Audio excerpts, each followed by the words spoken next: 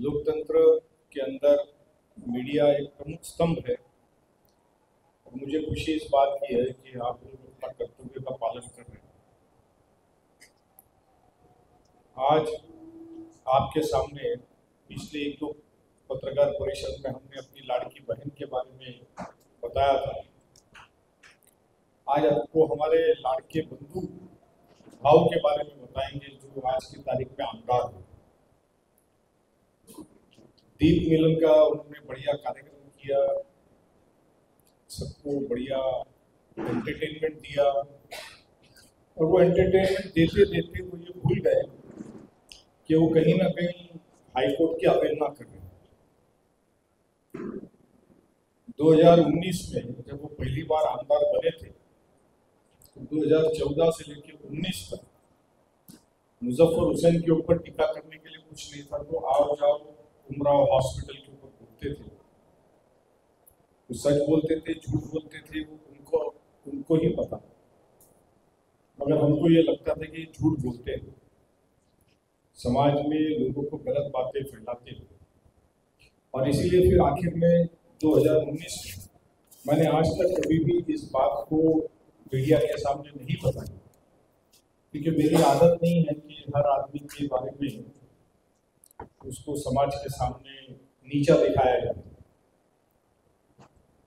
तो हमने हमेशा उस बात का मर्यादा का पालन किया और कभी शहर को नहीं बताया कि Umrao institute of medical science research 2019 अभी के जो आमदार है नरेंद्र मेहता, इनके ऊपर 25 करोड़ का डिफेमेशन का सूट हाई कोर्ट में डाला था।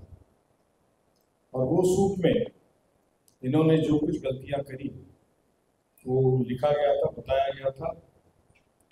और फिर कोर्ट के आदेश पर इनको वो सारी बातें जो झूठी बातें थी, जिसको मानते हैं नहीं मानते वो अलग बात है, मगर कोर्ट के आदेश पे उनको सारे वीडियोस पोस्ट फेसबुक इंस्टाग्राम और जहां जहां इन्होंने पोस्ट किया था इनको निकालना पड़ा। वो केस आज भी पेंडिंग है, 25 करोड़ का डिफेमेशन का सूट आज भी पेंडिंग है और हाईकोर्ट का वो सूट नंबर है 946 of 2019, notice of motion number 2089 of 2019 in suit L number 946 of 2019, justice A के मेनन जे। इन्होंने जो इंट्रीम ऑर्डर जो दिया उसका पैरा नंबर 3 मैं आपको पढ़ के सुनाता हूँ ताकि आगे की बात आप लोगों को और स्पष्ट रूप से समझ में आएगी। It is further submitted that in view of the statement made in paragraph number 4, no further statements will be made by him, nor will he authorize any person to make statements or offer comments and the subject matter of the suit hereafter till the disposal of the suit statement is accepted. Justice A. K. Menon J. ये high court का आदेश है 2019। मगर हमने कभी जनता में आकर के ओछा काम नहीं किया, ऊंची बात नहीं करी और ना कभी किसी टीका टिप्पणी को व्यक्तिगत समझा।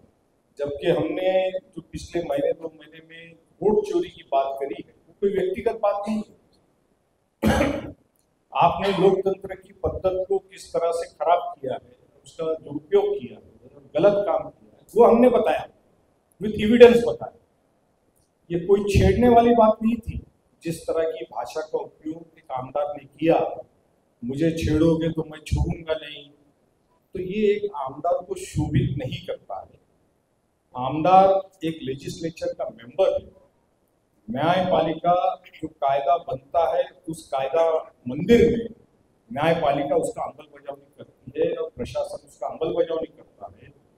और ऐसे स्थिति में अगर कोई एमएलए ये कहे कि मैं किसी डिफेमेशन वगैरह से डरता नहीं हूँ, मुझे कोई फर्क पड़ता नहीं है, तो यकीनन आपको कोई फर्क नहीं पड़ता है, क्योंकि आपके इलेक्शन के एफिडेविट में कई सारे क्रिमिनल और सिविल और दुनिया भर के केसेस आप पर हुए हैं और आपको ना कायदे की पड़ी है, ना कानून की पड़ी है, ना सच्चाई की पड़ी है, तो आप तो खुद भी और अपने कार्यकर्ताओं को भी यही सिखवन आप देते हो, अरे ऐसा केसेस होते रहते हैं, क्या करने का।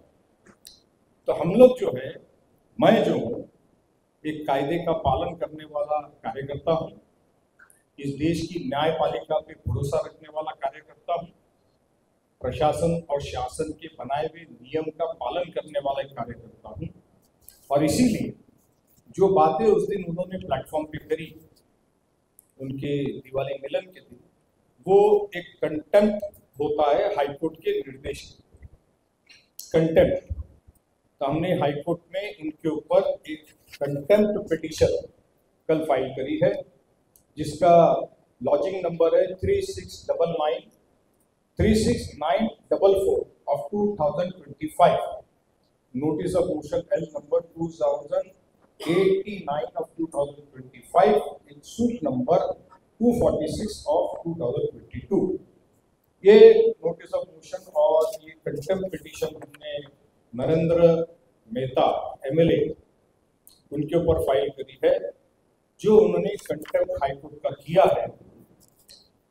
सिर्फ उन्होंने कंटेम्प्ट ही नहीं किया, तो उनको बाय डिफॉल्ट, आप जब एक लेजिस्लेचर होते हो या कॉर्पोरेटर होते हो, तो बाय डिफॉल्ट आपको लॉ मालूम है, इस तरह का प्रावधान और इस तरह की बातें समझ में आती है, क्योंकि आप कायदा बनाने वाले हो, तो आपको कायदे की मालूमात होती है।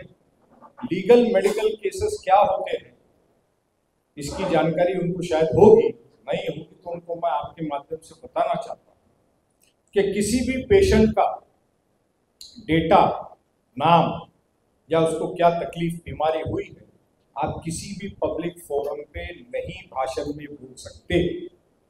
ये लीगल मेडिकल केसेस होते हैं, मेडिकल लीगल केस जिसे कहा जाता है, ये पेशेंट की प्राइवेसी मेंटेन करने का काम है। जो उन्होंने उस दिन ये कहा कि मैंने डेटा मंगाया, ये बात एक्सेप्ट किया उन्होंने कि उन्होंने डेटा मंगाया।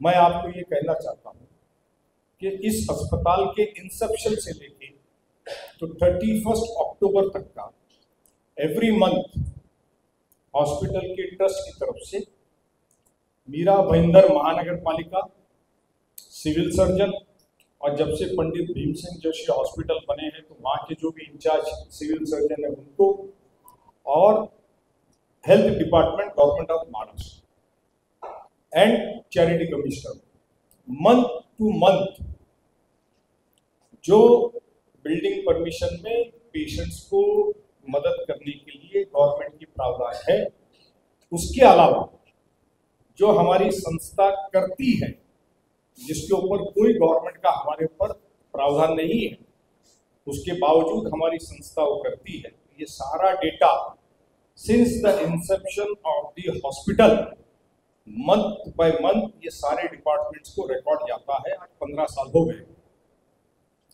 उसके बावजूद आमदार साहब चुन के आने के बाद में जो इन्होंने कहा कि मैं किसी को छोड़ता नहीं हूँ, मेरे नाम में कोई लगता है, ये बहुत ही ओछी बात उन्होंने कर दी। इतनी छोटी लेवल पे जाके उन्होंने बात कर दी। तो उन्होंने एक लेटर दिया कॉर्पोरेशन से लेटर आया संस्था को। संस्था जो हर महीने डेटा देती है, उसके बावजूद फिर से हमने सारा डेटा दिया। अब डेटा के अंदर तमाम टाइप के पेशेंट्स होते हैं, जिनकी सर्जरी हुई हो, जो इमरजेंसी में आए हो, जिनकी डेथ हुआ हो, जो डायलिसिस के हो, डायबिटिक के हो, या दुनिया भर के पेशेंट, उसका सारा डेटा हॉस्पिटल ने जो ट्रीटमेंट किया उसकी डिटेल के साथ में वहाँ सबमिट हुआ है। उसी डेटा को लेकर के वो किसी एक पेशेंट के बारे में बात कर रहे थे। आपके माध्यम से उनको मैं बताना चाहता हूँ कि आपने तो हॉस्पिटल के रिजर्वेशन पे हॉस्पिटल बनाई, कुछ साल चली, फिर किसी को चलाने को दिया, और नए डेवलपमेंट प्लान में तो आपने भी हॉस्पिटल का रिजर्वेशन भी गायब कर दिया और उसको रेजिडेंशियल जोन बना दिया। तो शायद आपको हॉस्पिटल क्या है, हेल्थ सेक्टर में काम क्या करना पड़ता है और किस तरह करना पड़ता है, शायद आपको इसकी मालूमात नहीं है। ये आपके रिजर्वेशन निकाल देना, हॉस्पिटल जो रिजर्वेशन पे बना है उसको फिर रिजर्वेशन से हटा के येलो जोन करना, इस पर तो मैं जब पूरे शहर के डीपी प्लान के ऊपर बोलने वाला हूँ, जब गवर्नमेंट को भी कोर्ट ने डायरेक्शन दिया है कि हमारी हियरिंग लेना और हमारी बातें सुनना है, तब मैं और डिटेल से आपको बताऊंगा। हमने, हमारी फैमिली ने, फादर ने ये इंस्टीट्यूट बनाया, तभी आपकी राजनीति में शुरुआत, मेरी भी शुरुआत नहीं हुई, मगर हमारा और हमारे परिवार का इस शहर के साथ एक नाता है। ये हमारा शहर है, यहाँ के लोग हमारे हैं, और उनकी सेवा करने के लिए चाहे स्कूल का ट्रस्ट हो, चाहे मस्जिद का ट्रस्ट हो, चाहे अस्पताल का ट्रस्ट हो, ये बनाया गया और किसी से 1 रुपया चंदा नहीं लिया गया। अपना जाती पैसा उसमें लगा करके हम चलाते हैं, और हर साल हजारों स्कूल में भी बच्चों को, पूरे मीरा भाईंदर के अंदर 75 स्कूलों को the Sultan Khan educational trust के माध्यम से 35 साल से हम मदद करते हैं, मगर ये बंद मुट्ठी रख के हम करते हैं, इसका हम प्रचार प्रसार नहीं करते। चाहे मस्जिद का ट्रस्ट हो, यतीमों की मदद हो, बेवाओं की मदद हो, वहाँ भी हम लोगों की मदद करते हैं, तो मुट्ठी बंद रख के करते हैं, उसका प्रचार प्रसार नहीं करते। तो वो सेवा हम किस तरह करते हैं वो तो आपको समझाने से हम थक जाएंगे, क्योंकि वो शब्द ही आपकी डिक्शनरी में सेवा की नहीं है।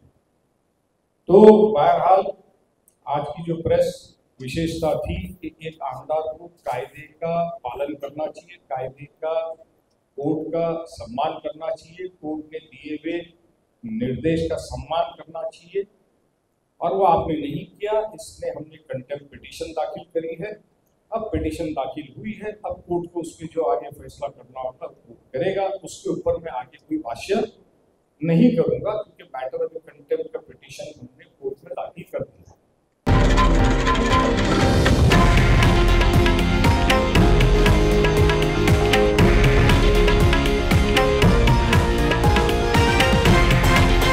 हे आहे देशातील नंबर 1 न्यूज नेटवर्क आणि आपण पाहत आहात TV9 मराठी, एकमेव।